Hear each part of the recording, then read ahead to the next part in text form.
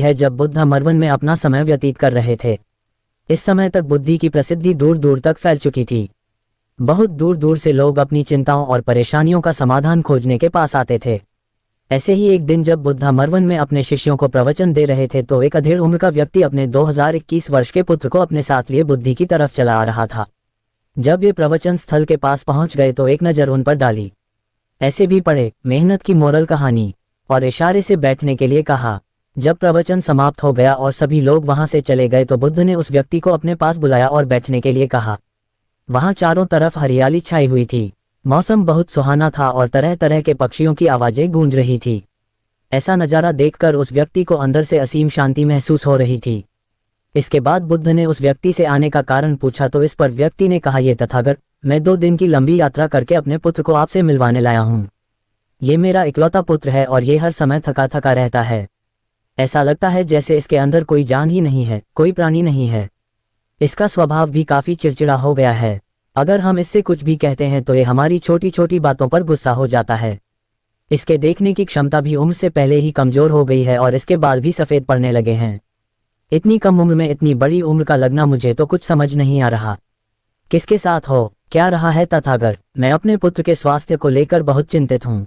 जब मैं अपने पुत्र को वैद्य जी के पास लेकर गया तो उन्होंने कुछ औषधि दी और कहा अपने पुत्र को तनाव कम लेने के लिए कहो। वो अपने दिमाग में बहुत अधिक तनाव लेता है, इसलिए उसकी ऐसी हालत हो गई है। लेकिन मुझे उनके बहुत समझाने के बाद भी तनाव का मतलब समझ नहीं आया। मुझे नहीं पता कि तनाव होता क्या है, ये किन कारणों से आता है और उसे कैसे अपने पुत्र के दिमाग से निकालूं, लेकिन मुझे सबसे पहले तो ये समझना है कि तनाव होता क्या है। इसीलिए तथागत मैं आपके पास आया हूँ, कृपया आप मेरी समस्या का समाधान कीजिए। ये सुन बुद्ध उसके पुत्र को बड़े ध्यान से देखते हैं, उसके चेहरे को देखते हैं, उसकी आंखों को देखते हैं और फिर उसके हाथों की नब्ज को भी देखते हैं। ये सारी विधि करने के पश्चात बुद्ध उस व्यक्ति से कहते हैं, तनाव लेना तो कोई नहीं चाहता, लेकिन फिर भी ये तनाव लोगों के दिमाग को दीमक की तरह पकड़ लेता है और व्यक्ति जान भी नहीं पाता कि वह तनाव में जी रहा है। लेकिन अगर व्यक्ति तनाव के कारणों को अच्छे से समझ लेता है और तनाव के बारे में कोई ऐसा पैमाना बना लेता है जिससे वह जान सके कि वह कितने तनाव में है, तो वह इस समस्या का समाधान भी खोज सकता है। सबसे पहले तो तुम ये समझो कि तनाव होता क्या है।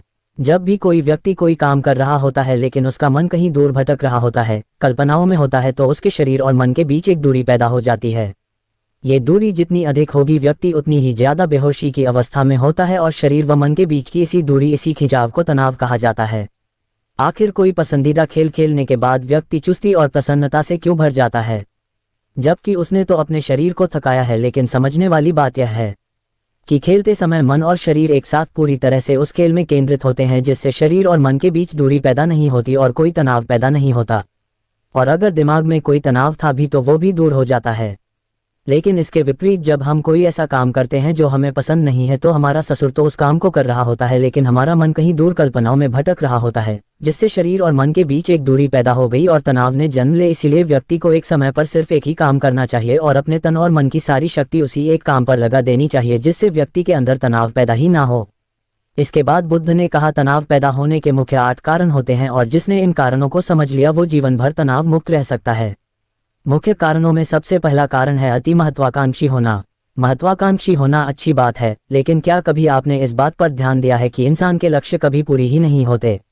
उसका एक लक्ष्य पूरा हुआ नहीं कि वह दूसरे की तरफ भागने लगता है, दूसरा पूरा हुआ तो तीसरे की तरफ, और इस तरीके से वो अपने लक्ष्यों को पाने के लिए जिंदगी भर गोल गोल घूमता रहता है। इसीलिए जो व्यक्ति अति महत्वाकांक्षी होता है, जिसने बड़े बड़े लक्ष्य बनाए होते हैं, वह वर्तमान में कभी रह ही नहीं पाता। उसका मन सदैव भविष्य की योजनाएं बनाने में ही व्यस्त रहता है। उसका शरीर तो वर्तमान में रहता है लेकिन भविष्य में ही रहता है, जिससे मन और शरीर के बीच दूरी पैदा हो जाती है और वह तनाव भरी जिंदगी जीने लगता है। बुद्ध के मुंह से यह बात सुन उस लड़के ने कहा, बुद्ध, तो फिर इसका मतलब है कि हमें लक्ष्य नहीं बनानी चाहिए, क्योंकि लक्ष्य बनाना भी तो महत्वाकांक्षा ही है।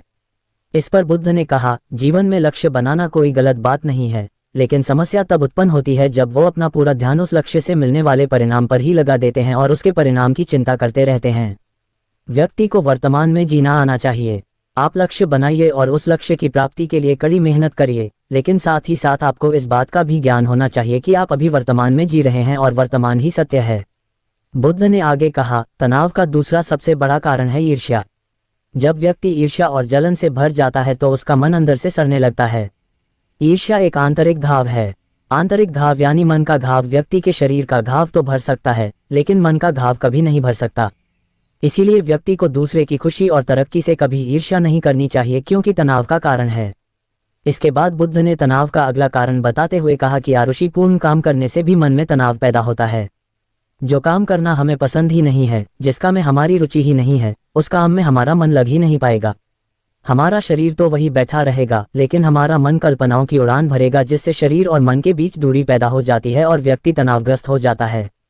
इसीलिए इंसान को हमेशा अपनी रुचि के अनुसार ही कार्य करनी चाहिए। अगर व्यक्ति ने ये पता कर लिया कि उसे कौन सा काम करना पसंद है और वो उसी काम को अपने जीवन का लक्ष्य बना लेता है, तो फिर वो काम उसके लिए काम नहीं बल्कि खेल बन। फिर बुद्ध ने कहा, तनाव का चौथा कारण होता है किसी दूसरे से अच्छा रखना। बुद्ध ने उस व्यक्ति की ओर इशारा करते हुए कहा, एक पिता होने के नाते तुम्हारी अपने पुत्र से बहुत सी अपेक्षाएं होंगी कि तुम्हारा पुत्र एक बहुत ही कामयाब इंसान बने, तुम्हारा नाम रोशन करे, जैसा तुम चाहते हो उस तरह का जीवन जिए, तुम्हारी हर बात मानी। लेकिन क्या आज तक कभी किसी की सारी अपेक्षाएं पूरी हुई है? जब भी कोई व्यक्ति किसी दूसरे से कोई अपेक्षा रखने लगता है तो वो अनजाने में अपने लिए तनाव पैदा करने लगता है। ऐसे भी पढ़े 4 मोमबत्तियां की कहानी। जरा सोचो कि अगर तुम्हारा बेटा तुम्हारे अनुसार काम नहीं कर रहा और वो नहीं बन पा रहा जो तुम उसे बनाना चाहते हो, तो निश्चित रूप से तुम्हारे दिमाग को तनाव पकड़ लेगा। तुम तनाव से भरा जीवन जीना शुरू कर दोगे और इस तनाव के बस में आकर तुम ऐसा व्यवहार करोगे, ऐसी बातें करोगे कि तुम्हारा अपने पुत्र के साथ संबंध और भी खराब होता चला जाएगा। इसीलिए व्यक्ति को जितना हो सके उतनी कम अपेक्षाएं दूसरों से रखनी चाहिए, और अगर पूरी तरह से तनाव मुक्त रहना है तो दूसरों से अपेक्षा रखना ही बंद कर दो। इसके बाद बुद्ध ने कहा कि शारीरिक कष्ट भी इंसान के तनाव का एक कारण होता है। जब व्यक्ति किसी शारीरिक पीड़ा से गुजर रहा होता है तो उसका पूरा ध्यान बस अपने उस शारीरिक दर्द पर होता है और वो पूरे दिन बस उसी के बारे में सोचता रहता है, जिससे उसका मन दुख के विचारों से भर जाता है और ऐसी स्थिति में व्यक्ति तनावग्रस्त रहने लगता है। ये सुन उस व्यक्ति ने कहा कि हे बुद्ध, शारीरिक दुख तो किसी भी व्यक्ति को हो सकता है, तो फिर क्या हुआ? व्यक्ति जीवन भर तनाव में ही जिएगा? इसका जवाब देते हुए बुद्ध ने कहा कि इंसान को ये बात समझनी चाहिए कि हमारा जीवन दुखों का आधार है।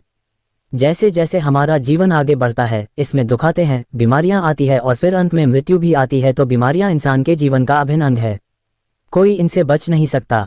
बस किसी किसी के जीवन में ये समय से पहले आ जाती है तो किसी के बाद में पड़ाती सबको है। जब इंसान का मन इस बात को अच्छे से समझ लेगा तो फिर वह अपनी बीमारी के बारे में सोचकर ज्यादा तनाव नहीं लेगा, क्योंकि यह हमारे जीवन का अभिन्न हिस्सा है और इसके लिए व्यक्ति को शारीरिक रूप से भी अभ्यास करते रहना चाहिए। अपने जीवन में व्यायाम और स्वस्थ जीवन शैली को भी जगह देनी चाहिए, लेना चाहिए। इंसान को इस बारे में भी सोच लेना चाहिए कि अगर ये योजना सफल नहीं हुई तो फिर इसके बाद मैं क्या करूंगा। इसलिए व्यक्ति को अपनी योजनाओं को ठीक से समझने के लिए पूरा समय देना चाहिए, ताकि बाद में उस योजना की वजह से तनाव पैदा ना हो। तनाव का 7वां सबसे बड़ा कारण होता है टालमटोल करना, आज के काम को कल पर टालना। आप लोगों ने ये कहावत तो सुनी होगी कि आलसी इंसान के शरीर का सबसे बड़ा शत्रु है। इंसान आलस्य की वजह से आज के काम को कल के लिए टाल देता है और फिर काम को टालना उसकी आदत बन जाती है। काम को कल पर टालने वाले व्यक्ति का काम कभी भी समय पर पूरा नहीं हो पाता, और अगर किसी तरह से पूरा हो भी जाता है तो वह उतना अच्छा नहीं हो पाता जितना अच्छा उसे किया जा सकता था, और फिर यह बात व्यक्ति के अंदर तनाव पैदा करती है। लेकिन काम को टालना या काम को एकदम अंत समय पर करना एक आदत है। इसीलिए व्यक्ति ना चाहते हुए भी बार बार अपनी इस आदत का शिकार बन जाता है और काम को टालता रहता है, और फिर जब काम की समय सीमा पास आ जाती है तो वह तनाव से भरकर काम को पूरा करने का प्रयास करता है। इसीलिए तनाव मुक्त रहने के लिए व्यक्ति को काम को टालने की आदत छोड़नी पड़ेगी, और ये तभी संभव है जब व्यक्ति काम को समय से पहले खत्म करने का निश्चय करें। सबसे आखिरी और सबसे प्रमुख कारण जो तनाव का होता है वो है ज्यादा सोचना। लगातार सोचते रहना भी एक बीमारी है, और यह उस व्यक्ति में सबसे ज्यादा पाई जाती है जो कपोल कल्पनाएं करता है, जो अतीत की घटनाओं और भविष्य की बातों के बारे में सोचता रहता है, जो बेवजह के अनुमान लगाता रहता है। इसीलिए व्यक्ति को ज्यादा सोचने की आदत पर लगाम लगाना चाहिए। इसके लिए जितना हो सके खुद को काम में व्यस्त रखना चाहिए और हर दिन ध्यान का अभ्यास करने को अपने जीवन का हिस्सा बना लेना चाहिए। बुद्ध के मुंह से यह सारी बातें सुनकर उस व्यक्ति ने हाथ जोड़कर कहा, बुद्ध, मेरा पुत्र तो अभी मात्र 20 वर्ष का ही है और इसमें अभी इतनी समझ भी नहीं है कि यह आपकी बताई सारी बातों का एक साथ पालन कर सकें। आप कृपया करके तनाव मुक्त रहने का कोई आसान सा तरीका बता दें जिससे मेरा बेटा उसका अनुसरण भी कर सके और तनाव मुक्त भी रह सके। उस व्यक्ति की यह प्रार्थना सुन बुद्धि ने कुछ सोचते हुए जवाब दिया, अगर तुम इतनी सारी बातों का पालन नहीं कर सकते तो इसके लिए एक बहुत ही आसान विधि है। तुम एक बार में एक काम को करने पर ध्यान लगाओ, भी काम कर रहे हो उस समय पर सिर्फ उसी काम को करो, सिर्फ उस पर ही अपना पूरा ध्यान लगाओ, और अगर तुम्हारा मन इधर उधर भटक जाता है तो जैसे ही तुम्हें याद आए उसे वापस फिर उसी काम में लगा दो। ये सबसे आसान और अच्छा तरीका है तनाव मुक्त रहने का। जब तुम भोजन करो तो उस समय सिर्फ भोजन ही करो, उसके पूरे स्वाद का आनंद लो, उसी अनुभव करो। जब चलो तो अपना पूरा ध्यान सिर्फ चलने लगा दो। इससे तुम्हारा मन और तुम्हारा शरीर दोनों एक जगह पर केंद्रित रहेंगे। दोनों के बीच दूरी पैदा नहीं होगी, जो कि तनाव का मुख्य कारण होती है। ऐसे भी पढ़े, हाथी और उसके दोस्त। दोस्तों, आज की युवा पीढ़ी एक ही समय पर दो दो तीन तीन काम करने के आदी हो चुकी है, जैसे फोन पर बात करते हुए गाड़ी चलाना, खाना खाते हुए टीवी देखना, ये फोन चलाना, और फिर इनकी शिकायत रहती है कि मैं तनाव में जी रहा हूँ, मेरा मन शांत रहता है, मैं चिड़चिड़ा सा हो गया हूँ। जब कोई व्यक्ति एक ही समय पर तीन तीन काम करेगा तो तनाव पैदा होना तो स्वाभाविक है, क्योंकि दिमाग तो एक समय पर पूरा ध्यान लगाकर सिर्फ एक ही काम कर सकता है। पूर्ण रूप से एक ही समय पर दो कामों पर ध्यान कभी नहीं लग सकता। इसीलिए जहां तक संभव हो सके एक समय पर सिर्फ एक ही काम करने का प्रयास करें, वो भी पूरे ध्यान के साथ। दोस्तों, आशा करता हूं कि आपको इस स्टोरी से काफ़ी कुछ सीखने को मिला होगा। धन्यवाद।